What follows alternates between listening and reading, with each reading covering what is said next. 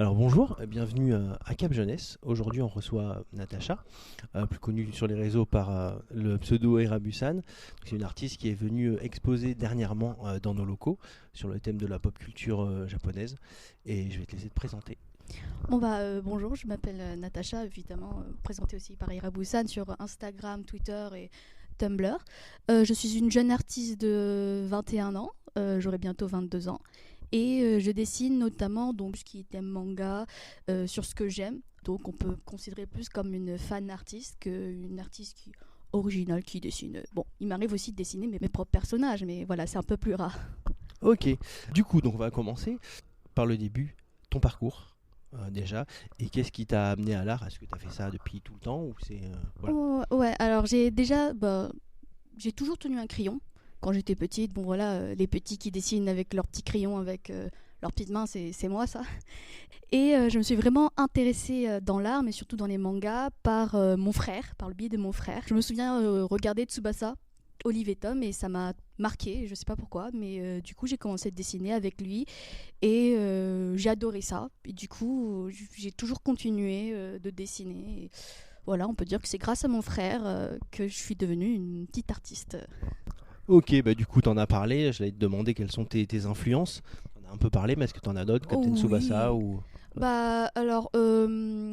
Je suivais une artiste aussi sur internet, parce que quand j'étais très jeune, qui s'appelle Curie-S, voilà, Curie. Et c'est aussi une artiste française qui dessine aussi des fanarts. Il y avait une certaine proximité avec ses passions, comme moi c'était les mêmes passions qu'elle et que je voyais que c'était une française.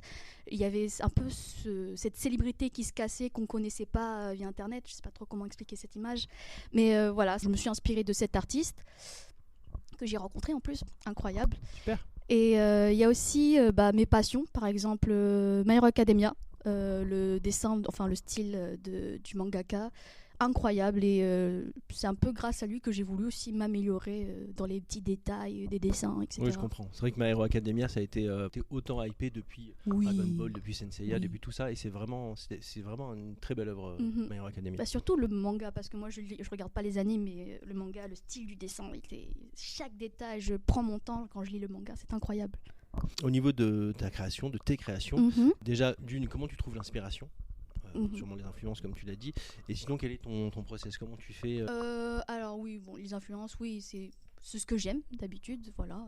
Je réfléchis dans ma petite tête, je dis ah tiens, ça serait une bonne idée, et je réfléchis pas trop en vrai. Je sais qu'il y en a qui font des petites cases, qui sont en train de réfléchir. C'est une bonne technique aussi pour savoir les détails, savoir comment construire leur dessin. Moi j'avoue que je fais au feeling et ça marche. Oui. Voilà. Ok, super.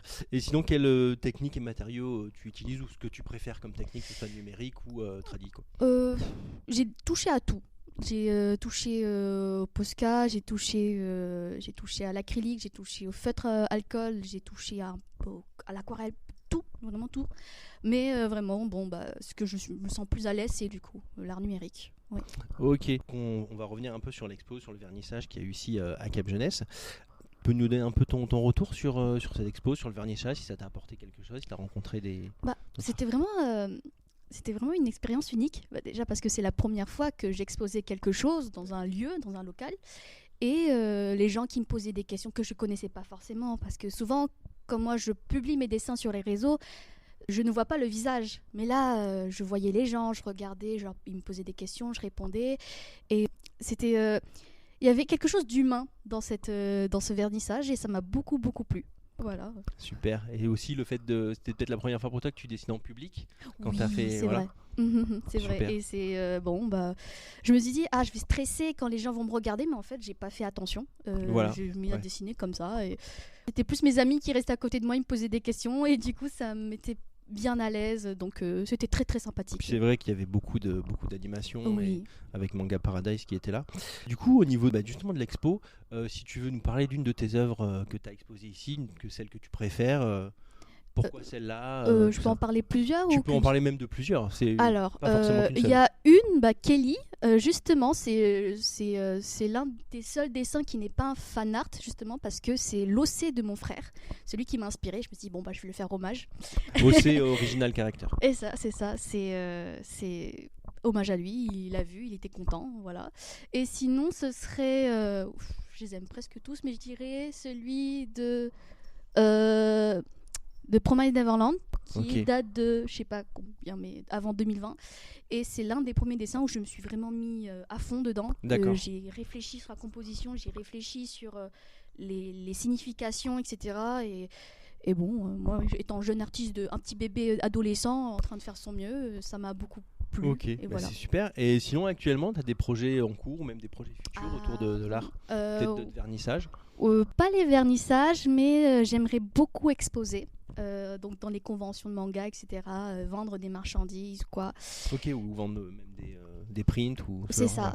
Et voilà, on verra petit à petit où ça nous mène et on verra bien. Voilà.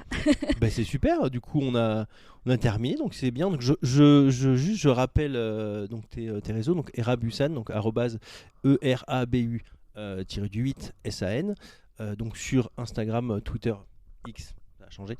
Tumblr. Je vous remercie beaucoup de m'avoir accueilli. C'était très très agréable et voilà, merci beaucoup. Et puis moi j'aurais juste une petite pensée parce qu'un grand s'est éteint aujourd'hui, Akira Toriyama, le papa de Dragon Ball. Et sinon, à une prochaine fois. Au revoir et merci. Natacha.